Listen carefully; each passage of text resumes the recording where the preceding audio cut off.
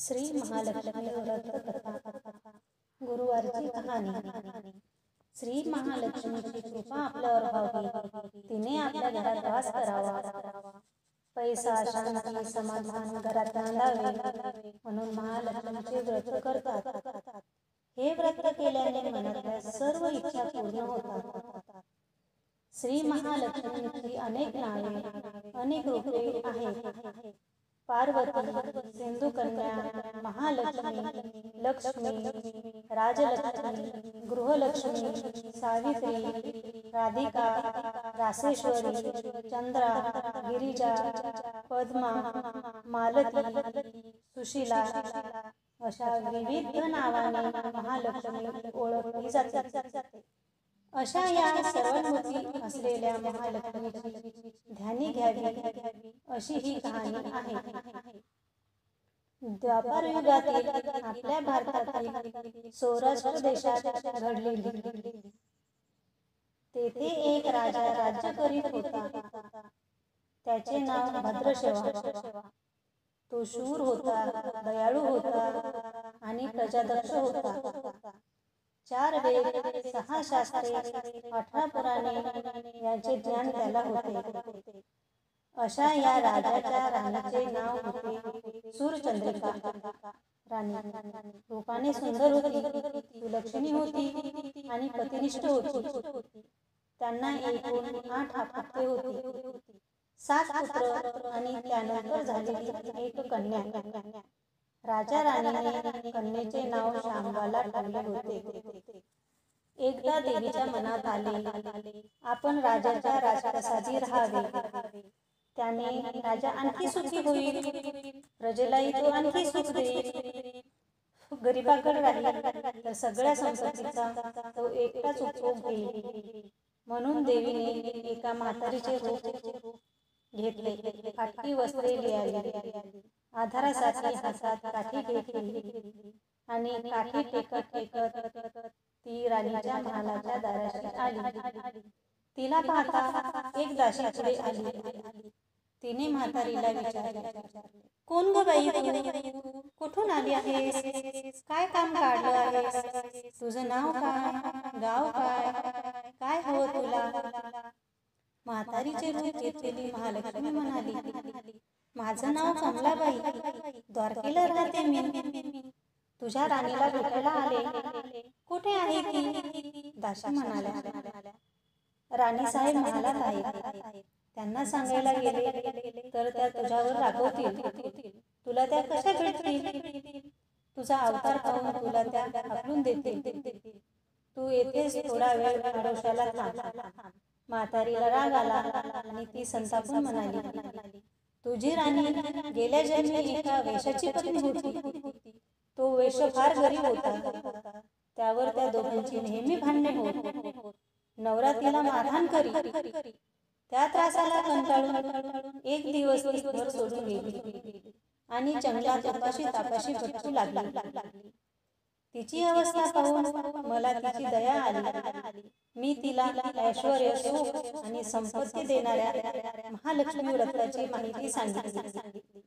त्याप्रमाणे तिने ते व्रत केले। तिच्या व्रताने महालक्ष्मी प्रसन्न झाली। तिचे दारिद्र्य संपले, तिचे घर संपत्ती समृद्धीने भरले, तिच्या जीवनात आनंद भरला।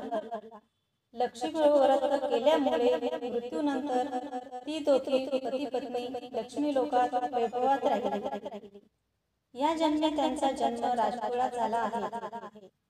देवीच्या कृपेने ती आता राणीपदावर बसली आहे, पण लक्ष्मीचा तिला आता विसर पडला आहे। त्याचीच आठवण करून देण्यासाठी मी इथे आली आहे।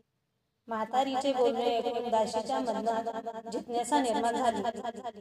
म्हातारीला पाणी दिले, नमस्कार केला आणि म्हणाली, मला सांगाल ते व्रत? मी करेल ते नेमाने, उठणार नाही, मातणार नाही, घेतला वसा टाकणार नाही। म्हातारीने दासीला लक्ष्मी व्रताची माहिती सांगितली। मग ती उठली व काठी टेकत निघणार। तेवढ्यात राणी तरा महालातून बाहेर आली।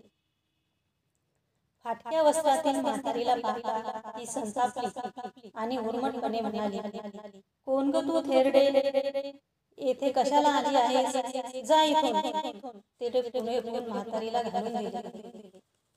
ती म्हातारी म्हणजे प्रत्यक्ष महालक्ष्मी होती हे राणीला कळले नाही. राणीचा तो उर्मटपणा पाहून महालक्ष्मीने तिथे न थांबता स्वस्थानी जाण्याचे ठरवले. राणीचा महाल सोडून म्हातारी निघणार. तोच एक मुलगी लगबगीने बाहेर आली. ती मुलगी होती राजकन्या शांबाला. तिने येऊन म्हातारीला नमस्कार केला आणि खवळून म्हणाली, आजी रागावू नका, माझी आई चुकली, तिच्यासाठी मला क्षमा करा, मी तुमच्या पाया पडते. राजकन्याचे ते बोलणे ऐकून महालक्ष्मीला तिची दया आली. तिने शांबाला लक्ष्मी व्रताची माहिती सांगितली. तो दिवस मार्गशीर्ष महिन्यातील पहिला गुरुवार होता. पुढे त्या दासीने लक्ष्मी व्रत केले. तिची स्थिती सुधारली. दासी पण सोडून ती सुखाने संसार करू लागली. राजकन्या शांबाले भक्तिभावाने सांगितल्याप्रमाणे महालक्ष्मी व्रत केले. सगळे नेम धर्म पाळून दर गुरुवारी तिने व्रत केले. शेवटच्या गुरुवारी उद्यापन केले. लवकरच शांबालाचा विवाह मालाधर नावाच्या राजपुत्राशी झाला.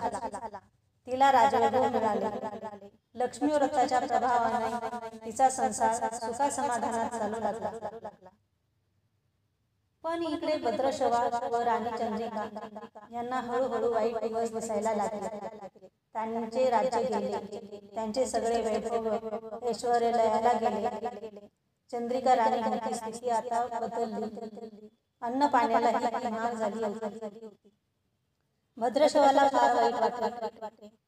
पण तो तरी काय करणार? एक दिवस चिंतेचा उभं होता तसा मावळत होता. एक दिवस भद्रशवाला वाटले मुलीकडे जावे, तिला पाहावे आणि 4-8 दिवस तिच्याकडे राहावे. त्याप्रमाणे तो जावयाच्या राज्यात आला. चालून तो खूप दमला होता. म्हणून थोडा वेळ विश्रांती घेण्यासाठी तो एका नदीच्या काठी बसला. राणीची दासी नदीवर येत होती. तिने भद्रशवाला ओळखले. दासी धावत महालात गेली. राजाला बातमी सांगितली. शांबालाही ते समजले. शांबाला आणि मालाधराने रथ पाठवून भद्रशवाला मोठ्या मानासन्मानाने राजवाड्यामध्ये आणले आणि त्यांचा आदर सत्कार केला. काही दिवस जवळचा आणि मुलींचा पाहुणचार केला. भद्रशवा राजवाड्यात राहिला. आता परत जायचा विचार त्यांच्या मनात घोळू लागला. जवयाला त्यांनी तसे सांगितले. जवयाने संमती दिली. भद्रशवा परत जायला निघाला. तेव्हा शांबालाने एक हंडा भरून धन पित्याला दिले. तो हंडा घेऊन भद्रशवा घरी आला. मुलीने धनाने भरलेला हंडा दिला आहे हे ऐकून सूर्यचंद्रिकेचा आनंद गगनाला मावेना. घाईघाईने तिने हंड्यावरचे झाकण काढले. आत पाहते तर काय, हंड्यात धन नव्हते, होते फक्त कोळशे.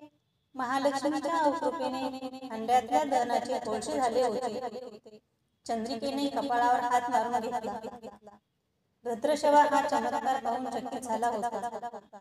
दुःखाचे दिवस संपत नव्हते. दारिद्र्याचे भोग सुटत नव्हते. सूरचंद्रिकेला एक दिवस काढताना जीव मेटाकुळीला येत होता. एक दिवस सूरचंद्रिकेच्या मनातली लेकीच्या भेटायची इच्छा झाली. त्याप्रमाणे ती लेकीच्या घरी जाण्यासाठी निघाली. तो दिवस मार्गशीर्ष महिन्यातील शेवटचा गुरुवार होता. सूरचंद्रिका लेकीच्या घरी पोहोचली तेव्हा शांबाला व्रताचे उद्यापन करीत होती. शांबालेने आईकडून ही महालक्ष्मी व्रत करून घेतले. 4 दिवस मुलीकडे राहून सूरचंद्रिका परत आपल्या गावी आली. लक्ष्मी व्रत केल्यामुळे काही दिवसात त्यांना त्यांचे पूर्वीचे वैभव परत मिळाले.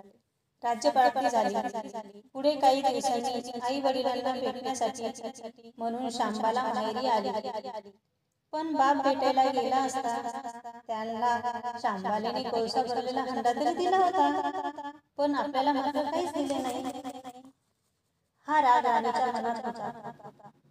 त्यामुळे शांबालाचे भावी कसे स्वागत कोणी केले नाही. राणीने एक प्रकारे तिचा अपमानच केला होता. पण शांबालेला आईचा राग आला नाही. ती पुन्हा आपल्या घरी जाण्यासाठी निघाली. निघताना तिने पूर्वी बापाला दिलेला हंडा परत घेतला. त्यात मीठ भरले व तो हंडा घेऊन ती आपल्या सासरी आली. स्वगृही आल्यावर मालाधराने शांबालेला विचारले, माहेराहून काय आणले आहेस? शांबाल्याने बरोबर आणलेले हंड्याकडे बोट दाखवले. मालाधराने झाकण काढून आत पाहिले तर हंड्यात मिठाचे खडे. मालाधराने चकित होत पत्नीला विचारले, हे काय, या मिठाचा काय उपयोग? शांबाला म्हणाली, थोडे थांबा म्हणजे कळेल. त्या दिवशी शांबाल्याने कुठल्याच पदार्थात मीठ घेतले नाही. सगळेच पदार्थ अळणी. मालाधर जेवायला बसल्यावर तिने त्याला सगळे पदार्थ वाढले. सगळे जेवण त्याला अळणी लागले. पण शांबालाने पानात थोडे मीठ वाढले. अन्न पदार्थात मिसळतात बेचव अन्नाला चव आली. या मिठाचा उपयोग शांबाला पतीला म्हणाला. मालाधरालाही त्याचे म्हणणे पटले. थोडक्यात जे कोणी महालक्ष्मी व्रत श्रद्धेने आणि मनोभावाने करील त्यांना श्री महालक्ष्मी प्रसन्न होईल, त्यांच्यावर तिची कृपा होईल. पण श्रीमंती आल्यावर सुद्धा माणसाने उठू नये, मातू नये. नित्यनेमाने श्री महालक्ष्मी व्रत करावे, देवीचे मनन चिंतन करावे, म्हणजे देवी सदैव तुमच्या पाठीशी उभी राहील, तुमची कामना पूर्ण करेल. महालक्ष्मीची ही कथा कहाणी गुरुवारी सफळ संपूर्ण. ओम महालक्ष्मी नमः. ओम शांती शांती शांती.